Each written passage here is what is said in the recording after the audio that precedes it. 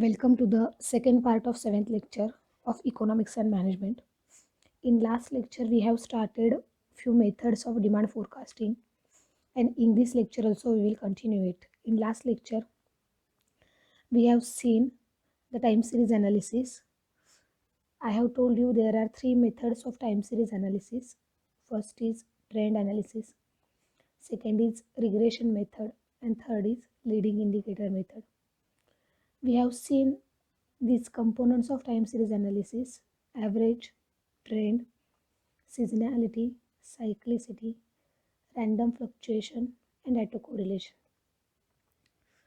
In this lecture, we will talk about trend analysis. In last lecture itself, we have seen how trend is calculated. There is a random fluctuation around the trend, and after calculating average, we are looking for the trend. There can be multiple types of trends like linear trend. If the trend is linear, the equation will be xt, that is demand at time t, equals to a plus bt, while t is a time. The trend can be exponential, so the equation of your trend analysis become xt equals to a e raised to bt, where e is your error or noise.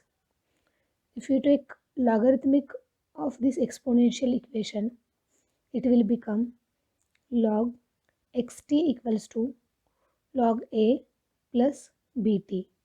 So if you take logarithmic, it will become linear, like a equation of linear trend.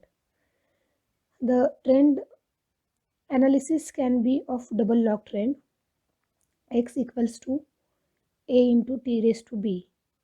So if we take log of it, it will become ln xt equals to ln a plus b ln t. After taking log, it will become linear in fashion. So these are some types of trend analysis. Now we will see a regression method. As you know, in trend analysis, we are only thinking of a single variable, that is t, that is time. But in regression method, we are going to consider more than one variable. In that case, time was the only factor we were considering while calculating the future demand. But in regression method, we are going to take more than one variable. So in this case, y, that is your future demand, equals to b0 plus b1 x1. So x1 is one variable. In that case, in trend analysis, x we were taking as a demand variable. Don't get confused between that and this. That x was demand variable, but in this case, x is a variable which affects the demand. So in this case, y is your demand. So y equals to b0 plus b1 x1 plus b2 x2 plus likewise bn xn plus e, that is your error, or we can say that is a random factor, but it is a noise. It is a noise or error. So in this case, y is a dependent variable and xi the ith independent variable, where bi is a regression parameter. Now we are going to calculate value of y using regression parameters. So we have to calculate regression parameters b0, b1, b2, bn to calculate the final value of y. And x1, x2, x3, xn are independent variables. Now what is meaning of dependent variable and independent variable? Dependent variable is y, means the value of y depends on x1, x2, xn. So y depends on x1, x2, xn. If the value of x1, x2, xn changes, the value of y also changes. So y depends on x, while xi is the independent variable. Means though the value of x1, x2, x3 changes, or though the value of y changes, x1, x2 merely changes. So they are independent variables, while y is dependent variables. As we are using number of variables like x1, x2, xn, see, x1 is not like a value of x at time 1, x2 is not as value of x at time 2, x1 is independent variable 1. Let's say there are so many factors which affect the demand, like price or like time. So let's say x1 is a time, x2 is a price. So these are different variables, right? So we are using different variables, so it is known as a multiple regression equation. Multiple regression equation. How it is calculated or what is in deep regression equation is not our concern, but this is the method that we are using for demand forecasting. Now next is ARMA model. ARMA model means A for atto, R for regressive, M for moving, and A for average. So atto regressive moving average models. So we will start with ARK, means autoregressive K. K is the value or the last term that we are going to consider. So what happens in autoregressive model? YT, that is value of demand, that is value of Y at time T, depends on the previous lagged values of Y. So Yt equals to A plus B1 Yt minus 1 plus B2 Yt minus 2 plus likewise Bk Yt minus K plus Et, that is error or noise. So value of y2 is depends on yt minus 1, yt minus 2, that is lagged values of y. This is known as autoregressive model. Now moving average model. What is moving average model? In bracket there is L. So L is the last value or the limit that we are going to take. So yt, that is demand at time t, y at time t, equals to a plus b1 et minus 1 plus b2 et minus 2 plus likewise bk et minus 1 plus et. So value of y depends on lagged values of e, that is et minus 1, et minus 2. And ARMA, autoregressive moving average, means whenever we are combining the AR, that is autoregressive model, and MA, that is moving average model together, then it is known as a ARMA, that is autoregressive moving average. ARK, that is K is the limit value of autoregressive model, and MA is MAL, that is moving average limit value L. So it will be YT equals to B1 yt minus 1, B2 yt minus 2 plus likewise Bk yt minus k, that is part of AR that we have seen, plus A plus B1 et minus 1 plus B2 et minus 2, that is part of MA, that is moving average model.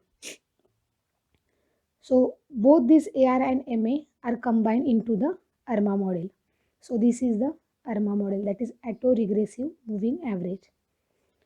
Now next is ARIMA methods. What is meaning of ARIMA? Autoregressive, I stands for integrated, M for moving, A for average methods. So whenever, let's see the third equation, ARIMA 0, 1, 0. It means that AR, that is autoregressive, and it is K. So value of K is 0.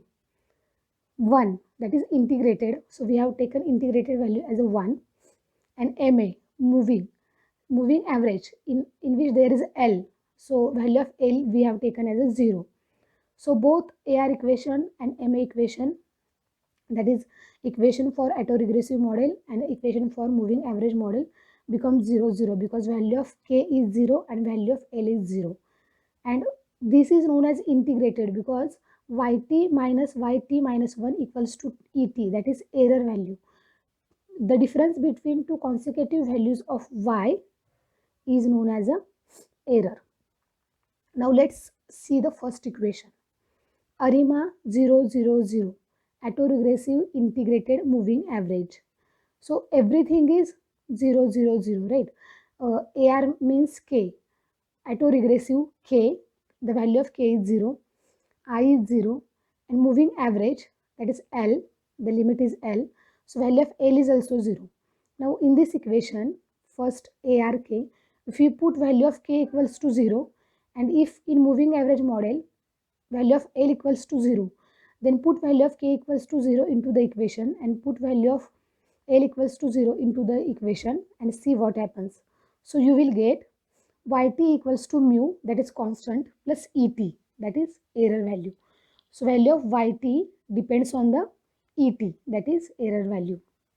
Now in third equation, ARIMA, we have seen third equation. Now in second equation, ARIMA 001, that is AR K. So the value of K is 0. Integrated value is also 0. And MA, that is moving average value, that is L, that we have taken 1. That we have taken 1.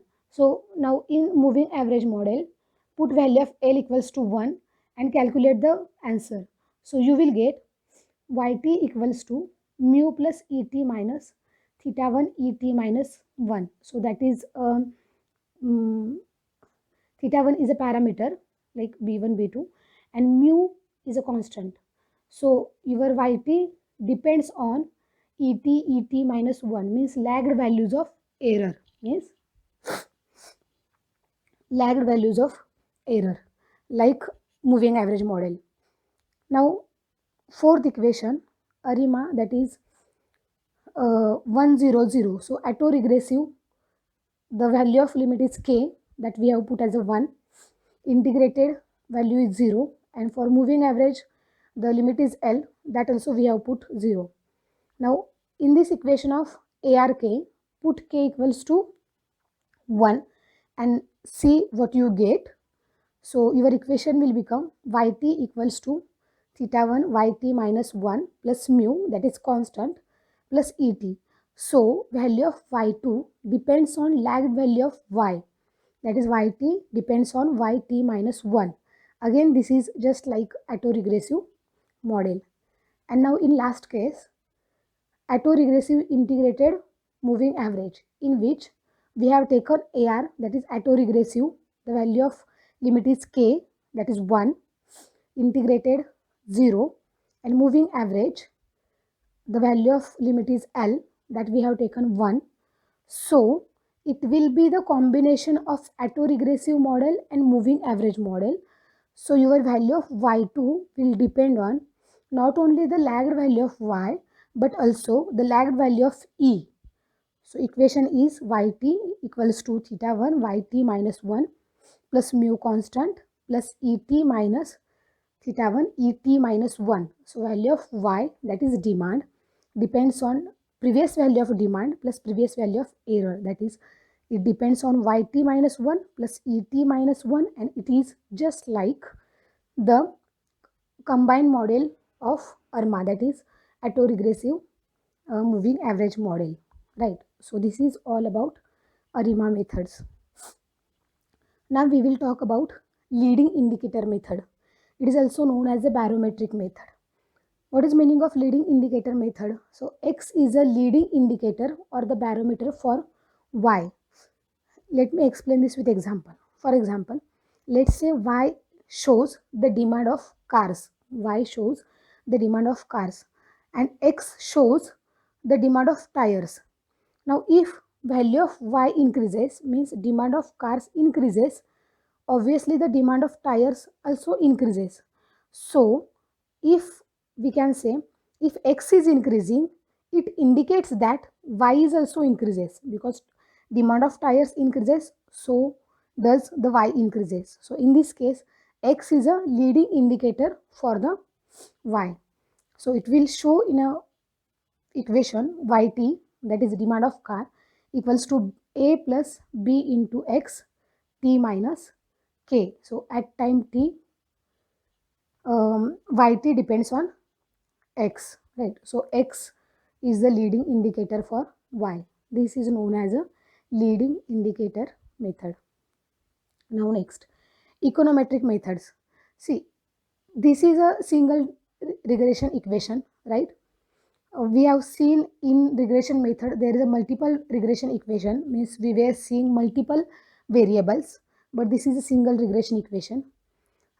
This is a simultaneous equation model. So what it shows, Ct equals to A plus BYT minus UT. So in this case, CT is consumption expenditure at period T, right? And the CT depends on YT. CT depends on YT, where YT is income at period T.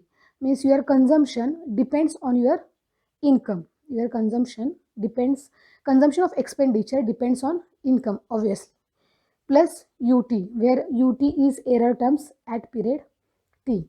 But again, YT is also depends on CT, because YT equals to CT plus ZT. ZT is non-consumption expenditure at period T. So, and YT is, so your income is also depends on your consumption, because if you your YT is also depends on your consumption expenditure, because YT is what your income at period T and CT is what consumption expenditure at period T. If you consume less expenditure, right, then your income increases. So this is a circular cycle in which CT depends on YT and YT is also depends on CT. So this is known as a econometric methods. We won't go in a detail, but at this point, this information is sufficient for you, right? Now, next is accuracy of forecasting method. We are using so many forecasting methods, or we have seen so many forecasting methods. So, there is one concept, goodness of fit. So, how well the forecasting model reproduces the data that are already known. So, there are three ways to calculate the accuracy of forecasting methods. Now, in this case, Xi, let's say Xi is a demand at time I. Xi is demand at time I. And Fi is forecasted value of demand at time I. Forecasted value of demand at time I. So, difference between Xi and Fi gives the error at time I. So, depending on this error, we can calculate the accuracy. So, there are three methods, as you know. First is mean squared error. So that will be the 1 divided by n, limit of 1 to n ei square. Second is mean average error, 1 divided by n, limit of I equals to 1 to n and ei. And mean average percentage error. So it will be 1 divided by n, 1 to n, xi minus fi divided by xi into 100 into 100. So this is how the accuracy of forecasting methods is calculated using three methods. There are so many methods, but we are going to see only three methods in this case. Now next concept is combined forecast. See, we have seen so many methods to check the demand forecasting. We can use every method in a single way, or we can use multiple methods together. So in this case, we are going to see multiple methods together. So let Fi be the forecast obtained by ith method, and Wi is the weight attached to the ith forecast. Then the forecast obtained by combining the forecast is as Fc, that is the final forecast value, equals to W1, that is weight attached to F1 method. So W1 into F1. F1 is the method that we are going to use, and W1 is the weight attached to that Fth method, plus W2 F2. Sorry, there should be W2 F2. So it will be F2 method plus weight assigned to that F2 method. Likewise, WK FK, that is FKth method, and weight assigned to that FK method. So for today, we will stop here. Hope you understand it. Thank you so much.